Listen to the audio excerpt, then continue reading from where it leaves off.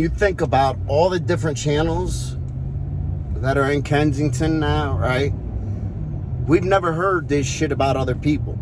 And people that are from Kensington have heard this. Marlita has heard this. Lego has heard this. I have heard this. Tina has heard this. We're all people from Kensington that have heard this. And not from me. We've heard this from other people, from firsthand knowledge.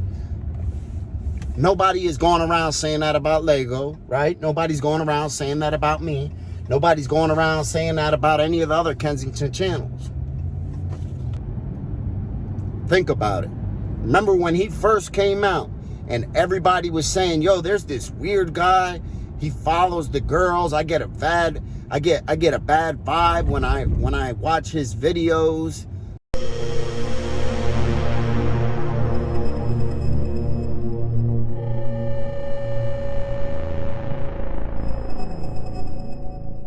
So we're here we spoke a couple times.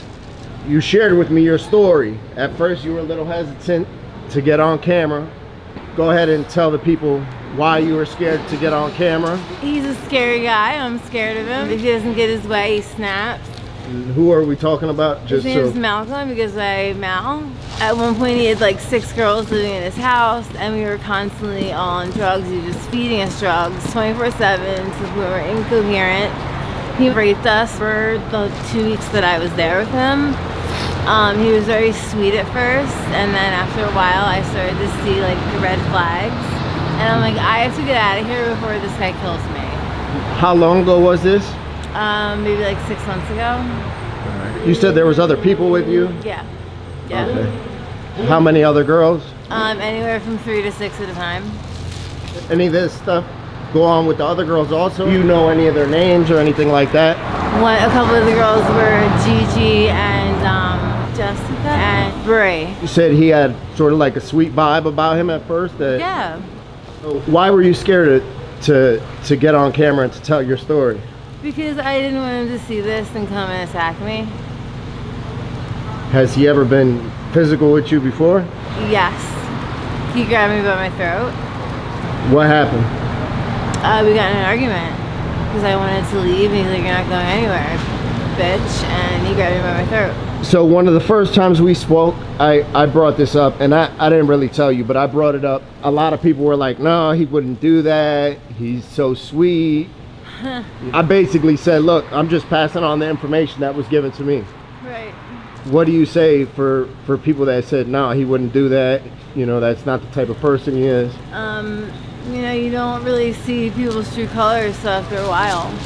And this man's dangerous, and I would just be careful. It's already Kensington, and then to go off with someone you barely know is just stupid. Yeah. This guy comes off really young and soft-spoken and sweet, but you need to watch out for him. And they're very young. Like some of these girls are like 18, maybe under 18. So technically he's a pedophile. That's disgusting. I just wanted to get this out there and stress to all the young women that are out here prostituting, because it might be your last day, and there's been a lot of crazy shit that's gone down here lately, and they're finding bodies in dumpsters, for Christ's sake, and that could be you if you're not careful. Well, I thank you. I know it takes a lot of courage to come out and admit this, but I definitely thank you for sharing your story with me. Yeah. That you take that as a learning lesson, and you know, I thank you.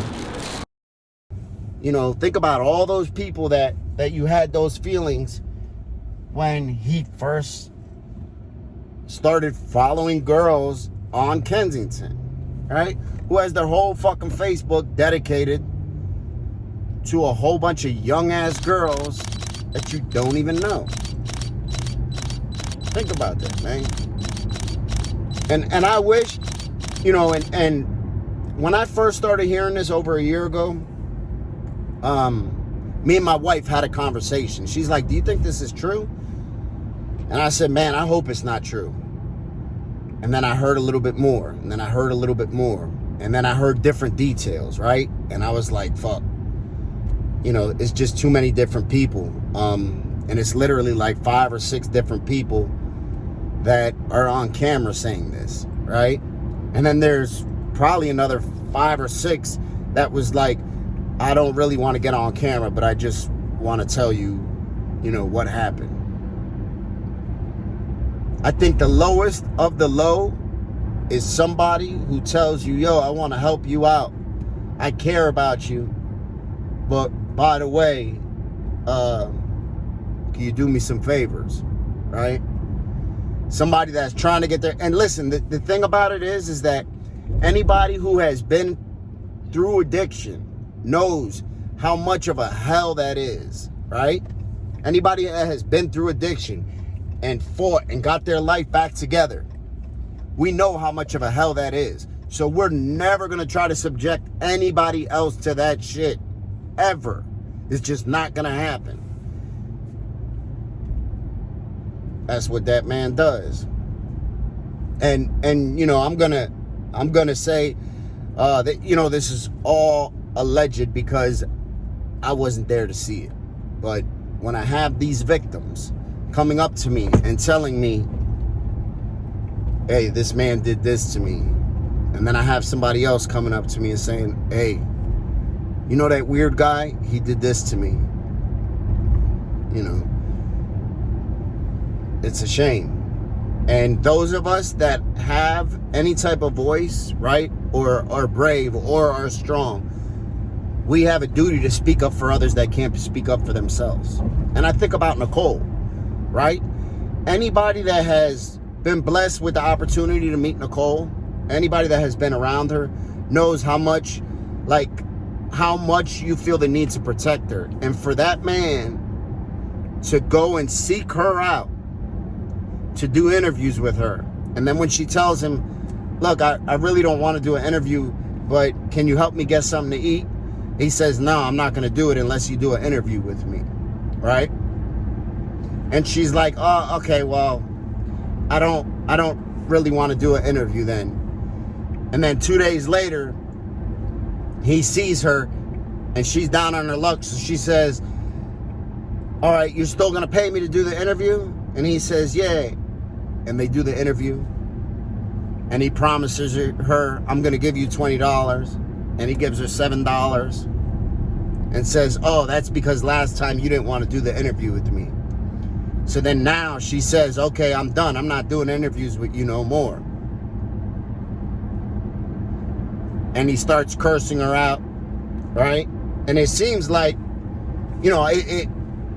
it seems like from the woman, from the numerous women that I have spoken to and have came out, and the 2 guys, they said whenever he starts drinking that fucking Four Loko, this nigga turns into a monster. So, maybe he needs to stop drinking that Four Loko, because that shit is turning him into fucking, that shit driving him loco. I believe them. I believe them wholeheartedly. I think if you just pick up on his vibe, if you have any type of common sense, any type of street smart, you know that there's something up with him. Think about it. Who does this, right? Who says, no, I don't have nothing to hide. I don't have nothing to hide. Who the fuck does that?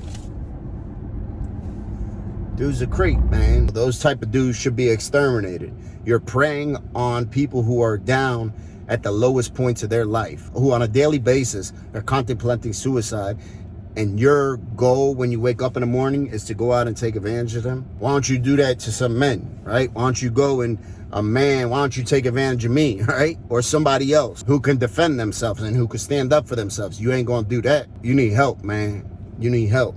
When you say, oh, we out there, you really out there. You really out there, man. You really out there. You need help. You need help. You're a fucking parasite. That's what you are. You're a parasite. You need to be exterminated, man. You need help. Again, sir.